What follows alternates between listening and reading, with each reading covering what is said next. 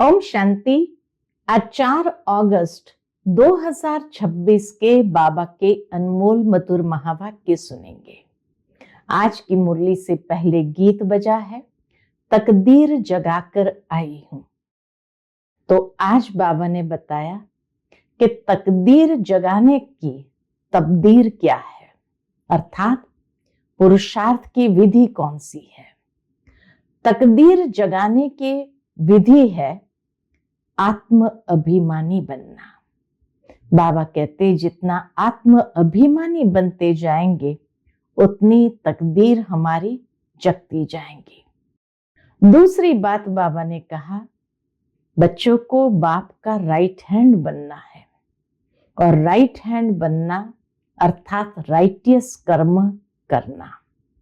कभी भी कोई भी प्रकार के भाव स्वभाव में आकर के संस्कारों की टक्कर नहीं खानी है। बाबा ने आज बताया, क्रोध का भूत भी कोई कम नहीं है। क्रोध का भूत भी ऐसा है जो ईश्वर का सामना करने में भी देरी नहीं करते हैं। इसलिए हमेशा अटेंशन रखना है कि कभी कोई भाव स्वभाव में आकर के क्रोध के वशीभूत या कोई भी विकारों के वशीभूत नहीं होना है। यही हमारा सर्वश्रेष्ठ पुरुषार्थ है, विकारों पर जीत पाना। और जैसे ही विकारों के ऊपर जीत प्राप्त करते हैं तो हमारी तकदीर श्रेष्ठ बनती जाती है। तो सुनते हैं आज के बाबा के अनमोल मधुर महावाक्य। ओम शांति। मीठे बच्चे, बाप के राइट हैंड बनना है तो हर बात में राइटियस बनो, सदा श्रेष्ठ कर्म करो। आज की मुरली से प्रश्न है, कौन सा संस्कार सेवा में बहुत विघ्न डालता है? उत्तर है, भाव स्वभाव के कारण आपस में जो द्वैत मत के संस्कार हो जाते हैं। द्वैत मत अर्थात दो अलग अलग मत हो जाती है, वह सेवा में बहुत विघ्न डालते हैं। दो मतों से बहुत नुकसान होता है। क्रोध का भूत ऐसा है जो भगवान का भी सामना करने में देरी न करे। इसलिए बाबा कहते हैं, मीठे बच्चे, ऐसा कोई भी संस्कार हो तो उसे निकाल दो। आज की मुरली से पहले गीत बजा है, तकदीर जगाकर आई हूं। ओम शांति। मीठे मीठे रूहानी बच्चों ने गीत सुना। रूहानी बच्चों अर्थात शिव बाबा जो सुप्रीम रूह है, उनके बच्चों आत्माओं ने शरीर रूपी कर्मेंद्रिय द्वारा गीत सुना। अब तो बच्चों को आत्म अभिमानी बनना है। सबसे पहले तो बच्चों को आत्म अभिमानी बनना है। बहुत मेहनत भी है। घड़ी घड़ी अपने को आत्म समझ बाप को याद करना है। यह है गुप्त मेहनत। बाप भी गुप्त तो मेहनत भी गुप्त कराते हैं। बाप स्वयं आकर कहते हैं, बच्चों मुझे याद करो तो कल्प 5000 वर्ष पहले मुआफिक फिर से सतो प्रधान बनेंगे। बाबा स्मृति भी जागृत कराते हैं, साथ में श्रेष्ठ तकदीर की विधि भी बताते हैं कि बच्चों मुझे याद करो तो कल्प 5000 वर्ष पहले मुआफिक फिर से सतो प्रधान बनेंगे। बच्चे समझते हैं हम ही सतो प्रधान थे, फिर हम ही अब तमो प्रधान बने हैं। सतो प्रधान बनना है जरूर। गीत में भी कहते हैं, तकदीर जो गवाई हुई है वह फिर पाने के लिए तब्दीर कराने वाला एक ही सर्वशक्तिमान बाप है। तदबीर कराने वाला एक ही सर्वशक्तिमान बाप है, क्योंकि सबको पावन बनाते हैं ना। बाप बच्चों को समझाते हैं, हे रूहानी बच्चों, अब तकदीर बनाने आए हो।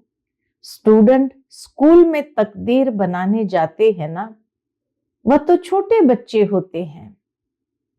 तुम छोटे नहीं हो, तुम तो बड़े बुजुर्ग हो, तकदीर बना रहे हो। हाँ, कोई बूढ़े बूढ़े भी है, बुढ़ापे से जवानी में पढ़ना अच्छा होता है, जवान की बुद्धि अच्छी होती है, यह तो सबके लिए बहुत सहज है। यहाँ तो जवान हो बुजुर्ग हो सबके लिए ये पढ़ाई बहुत सहज है। तुम्हारा शरीर तो बड़ा है ना, ये बेबी है। सामने कोई छोटा बच्चा बैठा होगा तो बाबा कहते ये बेबी है, इतना नहीं समझ सकेंगे क्योंकि ऑर्गन्स छोटे हैं। स्तुति, निंदा, दुख, सुख, इन सब बातों को तुम समझ सकते हो। आत्मा तो बिंदी है, शरीर बढ़ता रहता है, आत्मा तो एक रस ही होती है। आत्मा तो एक रस ही होती है, छोटी बड़ी नहीं होती। शरीर छोटा बड़ा होता है, कभी घटती बढ़ती नहीं है। उस आत्मा की बुद्धि के लिए बाप कस्तूरी जैसी सौगात दे रहे हैं। ये ज्ञान कस्तूरी जैसी सौगात है, क्योंकि अभी तो बुद्धि बिल्कुल तमो प्रधान बन गई है। सो अब स्वच्छ भी बन रही है। ये चित्र तुमको समझाने में बहुत काम में आते हैं। भक्ति मार्ग में देवताओं के आगे जाकर माथा झुकाते हैं, पूजा करते हैं। आगे तुम भी अंधश्रद्धा से जाते थे, शिव के मंदिर में जाते थे। तुमको ये थोड़ी पता था कि ये शिव बाबा है, बाबा से जरूर वर्षा मिला है, तब तो उनकी महिमा गाई जाती है। कोई अच्छा काम करके जाते हैं तो उनकी महिमा गाई जाती है। स्टैंप बनानी चाहिए शिव बाबा की। शिव बाबा गीता सरमनाइजर है, ये स्टैंप सहज बन सकेगी। बाबा ने प्रेरणा दी बच्चों को, शिव बाबा की स्टैंप बनाओ। शिव बाबा गीता सरमनाइजर है, यह स्टैंप सहज बन सकेगी। वह बाप सबको सुख देने वाला है। बाप कहते हैं मैं तुमको सुखधाम का मालिक बनाने वाला हूं। बुढ़िया भी यह तो समझती होगी कि हम आए हैं शिव बाबा के पास जो विचित्र है। उसने यह चित्र, कौन सा चित्र? ब्रह्मा बाबा का। तो शिव बाबा के पास आए हैं जो विचित्र है, जिसको अपना शरीर नहीं है। उसने इस चित्र यानी इस तन में प्रवेश किया है। निराकार को विचित्र कहा जाता है। बुद्धि में रहता है, हम शिव बाबा के पास जाते हैं जिसने ये टेम्पररी चित्र धारण किया है।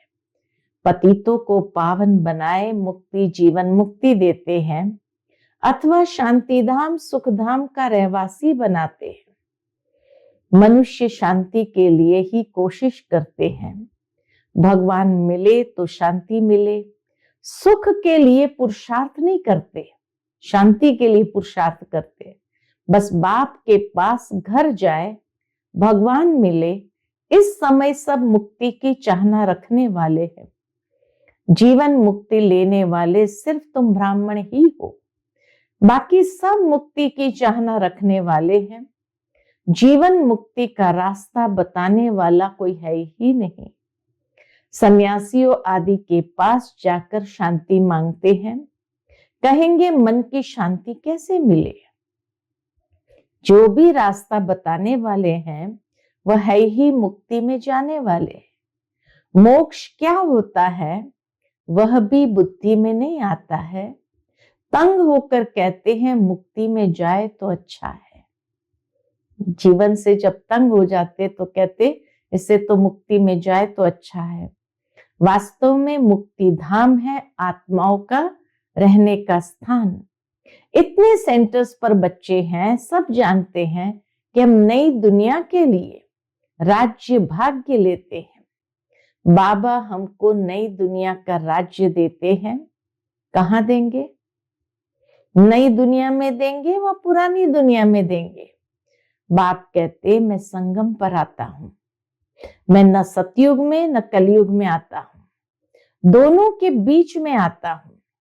बाप तो सबको सदगति देंगे ना, ऐसे तो नहीं दुर्गति में छोड़ जाएंगे। सदगति और दुर्गति इकट्ठी नहीं रह सकती। बच्चे जानते हैं ये पुरानी दुनिया विनाश होनी है, इसलिए इनसे प्यार नहीं रखना है। बुद्धि कहती है बरोबर अभी हम संगम युग पर है, ये दुनिया बदलने वाली है। अब बाप आया हुआ है, बाप कहते मैं कल्प कल्प संगम पर आता हूं, तुमको दुख से छुड़ाए हरि के द्वार ले जाता हूं। बाबा कहते मैं कल्प कल्प संगम पर आता हूं, तुमको दुख से छुड़ाए कहां ले जाता हूं? हरि के द्वार ले जाता हूं। ये ज्ञान की बात है। यहां बहुत सूक्ष्म बात बाबा ने समझाई। हरि द्वार, कृष्ण का द्वार अर्थात कृष्णपुरी को कहा जाता है। अच्छा, उनके पीछे फिर लक्ष्मण झूला लगा दिया है। पहले हरिद्वार आएगा, सतयुग को हरिद्वार कहा जाता है। एक तरफ है ईश्वरीय संतान, दूसरी तरफ है आसुरी संतान। अभी तुम जानते हो शिव बाबा ब्रह्मा तन में आए हैं। शिव है बाबा, ब्रह्मा है दादा, प्रजापिता है, वह आत्माओं का पिता तो अनादि है। इस समय ब्राह्मणों को रचते हैं, ऐसे नहीं कि शिव बाबा शालिग्राम को रचते हैं।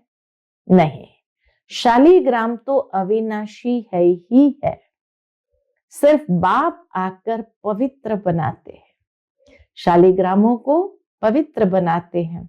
जब तक आत्मा पवित्र नहीं बनी है, तब तक शरीर कैसे पवित्र बन सकता है? हम आत्माएं पवित्र थी तो सतो प्रधान थी, अभी अपवित्र तमो प्रधान है, फिर सतो प्रधान कैसे बने? यह तो सहज समझ की बात है। तुम इस समय खाद पड़ने से पति तमो प्रधान हो गए हो, अब फिर सतो प्रधान बनना है। हिसाब किताब चुकतू कर सब शांति धाम व सुख धाम में आएंगे। आत्माएं निराकारी घर से कैसे आती है, उसकी यादगार भी क्रिश्चियन लोग झाड़ में बल्ब लगाकर मनाते हैं। क्रिसमस ट्री में छोटे छोटे बल्ब लगाते हैं कि कैसे परमधाम से इस संसार रूपी वृक्ष में अवतरित होते हैं। तुम जानते हो ये सभी धर्मों की अलग अलग शाखाएं हैं। कल्प वृक्ष में अलग अलग शाखाएं हैं। वहां से आत्माएं कैसे नंबरवार नीचे उतरती है, यह नॉलेज तुमको मिल गई है। हम आत्माओं का घर शांति धाम है, अभी है संगम, वहां से सब आत्माएं आ जाएगी, फिर सब जाएंगे। जब ऊपर से सब आत्माएं नीचे आ जाती है, खाली हो जाता, फिर सब जाएंगे। प्रलय तो होने की नहीं है। तुम जानते हो हम बाबा से तकदीर बनाने, फिर से स्वराज्य लेने आए हैं। ये कोई सिर्फ कहने मात्र नहीं है, याद से ही वर्षा मिलेगा। बाप कहते हैं देह सहित जो भी देह के मित्र संबंधी आदि है, सबको भूल जाओ। चित्र और विचित्र है ना, विचित्र उनको कहा जाता है जिनको देखा नहीं जाता, इन चरम चक्षु से देखा नहीं जाता है। ये बहुत महीन बातें हैं। आत्मा कितनी छोटी है, उनको घड़ी घड़ी पाठ बजाना पड़ता है। आत्मा इतनी छोटी, उनको घड़ी घड़ी पाठ बजाना पड़ता है, और किसकी बुद्धि में ऐसी बातें है नहीं। पहले पहले तो ये बुद्धि में बिठाना है, कौन सी बात? कि हम आत्मा है, वह हमारा बाप है, उनको ही पतित पावन हे भगवान कह याद करते हैं। दूसरी कोई जगह जाने की दरकार नहीं है, तो याद भी एक को करना चाहिए ना। भगवान को याद करते हैं तो जरूर उससे कुछ मिलने का होगा, फिर दर दर धक्के क्यों खाते हो? भगवान को तो परमधाम से आना पड़ेगा ना। हम तो जा नहीं सकते क्योंकि पतित है, पतित वहां जा ना सके। अभी तुम वंडर खाते हो, भक्ति मार्ग का पाठ कैसे वंडरफुल है। एक भगवान को ही याद करते हैं, हे ईश्वर, हे परम पिता, ओ गॉड फादर, जब वह एक ही है फिर दूसरे तरफ धक्के क्यों खाते हो? वह एक ऊपर में रहते हैं, परंतु ये सब नूंद है। ड्रामा अनुसार भक्ति करते हैं बेहद बेसमझी से। अभी तुम फिर बेहद समझदार बनते हो। श्रीमत पर चलने वाले ही समझदार बनते हैं। समझदार भी कैसे बनते हैं? जो श्रीमत पर चलते हैं वही समझदार बनते हैं। वह फिर छिपे नहीं रह सकते, वह सदैव श्रेष्ठाचारी काम ही करेंगे। बाप कहते हम दुख हरता सुख करता है, तो बच्चों को भी कितना मीठा बनना चाहिए, बाप का राइट हैंड बनना चाहिए। ऐसे बच्चे ही बाप को प्रिय लगते हैं। राइट हैंड है ना। तुमको मालूम है लेफ्ट हाथ से इतना काम नहीं कर सकते हैं, क्योंकि राइट हाथ राइटियस काम करते हैं। इसलिए इस राइट हाथ को ही शुभ काम में लगाते हैं। पूजा हमेशा राइट हैंड से करते हैं। बाप कहते हर बात में राइटियस बनो, हर बात में राइटियस बनो। बाप मिला है तो खुशी होनी चाहिए। तो राइट हैंड अर्थात जो राइटियस कर्म करने वाले, और उसकी निशानी कि बाप मिला है तो खुशी होनी चाहिए। बाप कहते हैं मां में कम याद करो तो फिर अंत मते सुगति हो जाएगी। मत और गत, वह गति करने की मत एक ही है। गाया भी जाता है ईश्वर की गत मत ईश्वर ही जाने।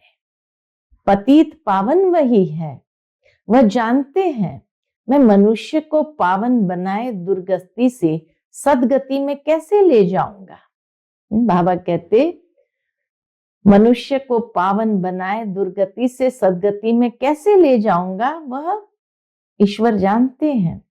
भक्ति मार्ग में कितनी मेहनत करते हैं, परंतु सदगति होती नहीं, फल कुछ भी मिलता नहीं है। सदगति देने वाला तो एक ही बाप है। भक्ति में जो जिस भावना से पूजा करते हैं उनको वह फल देने वाला मैं ही हूं। वह भी ड्रामा में नोंद है, उनको आप ही मिल जाता है। भक्ति का फल आप ही, जैसी भक्ति जिसकी वैसा फल उसको मिल जाता है अपने पुरुषार्थ से। बाबा कहते हैं भक्ति में जो जिस भावना से पूजा करते उनको वह फल देने वाला मैं ही हूं। भले किसी की भी भक्ति किया, लेकिन फल देने वाला तो परमात्मा ही है। यह भी ड्रामा में नोंद है कि कोई भी देवता फल नहीं दे सकता है, परमात्मा को ही देना है, और उनको आपे ही मिल जाता है अपने पुरुषार्थ से। जैसा जिसका पुरुषार्थ उस अनुसार उसको फल मिल जाता है। अब पवित्र भी अपने पुरुषार्थ से बच्चों को बनना है। बाप कहते हैं मीठे मीठे बाप को याद करो, मीठे मीठे बाबा को याद करो। वही सर्वशक्तिमान ऑलमाइटी अथॉरिटी कितना अच्छा बनाते हैं। तुम सब कुछ जान चुके हो, फिर बाप से वर्षा ले रहे हो। रचयिता और रचना की नॉलेज तुम्हारी बुद्धि में है। तुम जानते हो ये नॉलेज हमारे में नहीं थी। यज्ञ तप आदि करना, शास्त्र आदि सुनाना, यह है शास्त्रों की नॉलेज। उनको भक्ति कहा जाता है। उसमें एम ऑब्जेक्ट कुछ है नहीं। पढ़ाई में एम ऑब्जेक्ट रहती है, कोई ना कोई प्रकार की नॉलेज होती है। हमको पतित से पावन बनने की नॉलेज पतित पावन बाप ने दी है। सृष्टि के आदि मध्यंत की नॉलेज बाप ने दी है। यह सृष्टि चक्र कैसे फिरता है, इसमें सभी एक्टर्स पार्टधारी है। यह अनादि नाटक बना हुआ है। ये बेहद की नॉलेज तो जरूर होनी चाहिए। बाबा कहे ये बेहद की नॉलेज तो बच्चों में जरूर होनी चाहिए। तुम बच्चे जानते हो अभी हम घोर अंधियारे से निकल घोर सोजरे में जा रहे हैं। तुम अभी देवता बन रहे हो। यह भी समझाना है कि आदि सनातन तो देवी देवता धर्म है, जिसे हिंदू धर्म कह दिया है। धीरे धीरे ये बात भी समझ जाएंगे। बच्चों को खड़ा होना चाहिए, अर्थात बच्चों को आगे आना चाहिए। इसमें तो ढेर बच्चे चाहिए। दिल्ली में कॉन्फ्रेंस करनी पड़े। परिस्तान भी दिल्ली को कहा जाता है। यही जमुना का कंठा था। दिल्ली कैपिटल है। बहुतों के हाथ आई है। दिल्ली कितनों के हाथ में गई है। देवताओं की कैपिटल भी यह थी। दिल्ली में बहुत बड़ी कॉन्फ्रेंस होनी चाहिए, परंतु माया ऐसी है जो करने नहीं देती है, विघ्न बहुत डालती है। आजकल भाव स्वभाव भी बहुत हो गए हैं ना। बच्चों को आपस में मिलकर सर्विस में लगना है। वे लोग भी आपस में नहीं मिलते हैं तो राजाई ही उड़ जाती है। दो पार्टी हो जाती है तो प्रेसिडेंट को भी उड़ा देते हैं। द्वैत मत बड़ा नुकसान करती है। कितनी सुंदर बात बाबा ने कही। जहां दो मत हो गई तो बड़ा नुकसान करती है। फिर भगवान का भी सामना करने में देरी नहीं करते हैं। नुकसान भी बहुत पाते हैं। क्रोध का भूत आ जाता है तो फिर बात मत पूछो। इसलिए बाबा कहते हैं, गुड़ जाने गुड़ की गोथरी जाने। बाप बच्चों को सृष्टि के आदि मध्यांत की नॉलेज सुना रहे हैं। अब कोई धारणा करे व न करे, वह है पुरुषार्थ पर मदार। ऐसे नहीं कोई पर बाबा आशीर्वाद व कृपा करेंगे। इसमें कृपा आदि मांगने की बात ही नहीं। प्रेरणा से अगर योग और ज्ञान सिखलाना होता, फिर तो बाप कहते हैं मैं इस गंदी दुनिया में आता ही क्यों। अगर प्रेरणा से सिखलाना होता तो मैं आता ही क्यों। प्रेरणा आशीर्वाद ये सब भक्ति मार्ग के अक्षर है। इसमें तो पुरुषार्थ करना है। बाबा कहे यहाँ तो पुरुषार्थ करना होता है, प्रेरणा की बात ही नहीं। तुमको 3 इंजन मिली है इकट्ठी। वह तो बाप अलग टीचर अलग मिलता है, गुरु पिछाड़ी में मिलता है। यहाँ तो ये तीनों ही इकट्ठे हैं। तो 3-3 इंजन मिली है तो पुरुषार्थ कितना फास्ट होना चाहिए। बाप कहते मैं तुमको पूज्य बनाता हूं, तुम फिर पुजारी बन जाएंगे। बड़ा युक्ति से समझाना है। ऐसा न हो कोई बेहोश हो जाए। पहले पहले मुख्य है 2 बाप की बात। भगवान बाप है, उनका जन्म शिव जयंती भी यहां मनाते हैं। जरूर स्वर्ग का मालिक बनाते होंगे। भारत में ही स्वर्ग था। अभी नर्क के विनाश के लिए महाभारत लड़ाई खड़ी है। जरूर बाप नई दुनिया की स्थापना कराने वाला भी है। बाप की श्रीमत पर ही हम कहते हैं कि भारत को हम पावन बनाकर ही छोड़ेंगे। बाप की श्रीमत पर ही हम कहते हैं कि भारत को हम पावन बनाकर ही छोड़ेंगे। अच्छा, मीठे मीठे सिकिलदे बच्चों प्रति माता पिता बाप दादा का याद प्यार और गुड मॉर्निंग। रूहानी बाप की रूहानी बच्चों को नमस्ते। हम सभी रूहानी बच्चों की रूहानी माता पिता बाप दादा को याद प्यार गुड मॉर्निंग और नमस्ते नमस्ते। शुक्रिया बाबा, शुक्रिया। आज की मुरली से धारणा के लिए मुख्य सार है। पहली पॉइंट, जैसे बाप दुख हरता सुख करता है, ऐसे बाप समान बनना है, बहुत मीठा बनना है, सदा शुभ काम करके राइट हैंड बन जाना है। दूसरी पॉइंट, कभी 2 मतें नहीं बनानी है। भाव स्वभाव में आकर 1-2 का सामना नहीं करना है।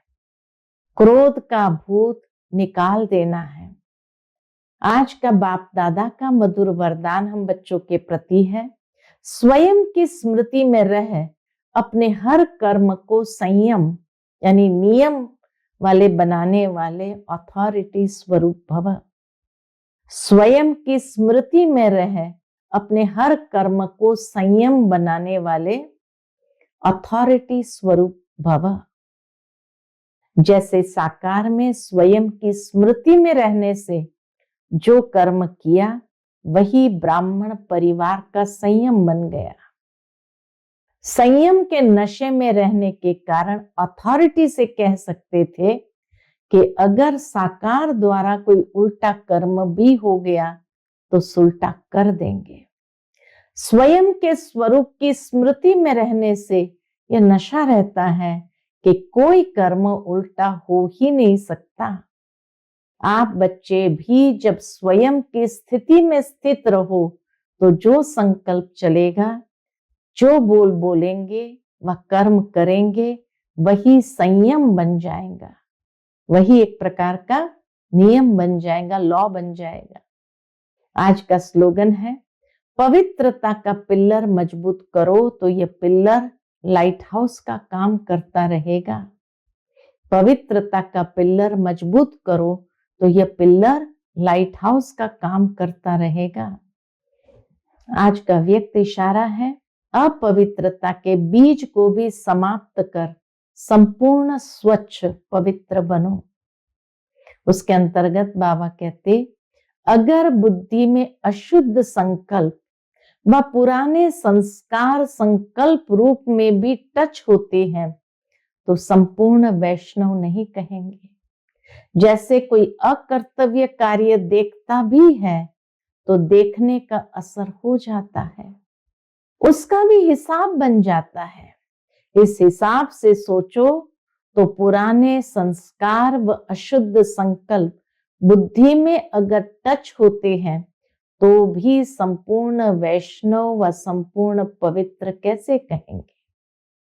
अच्छा, ओम शांति।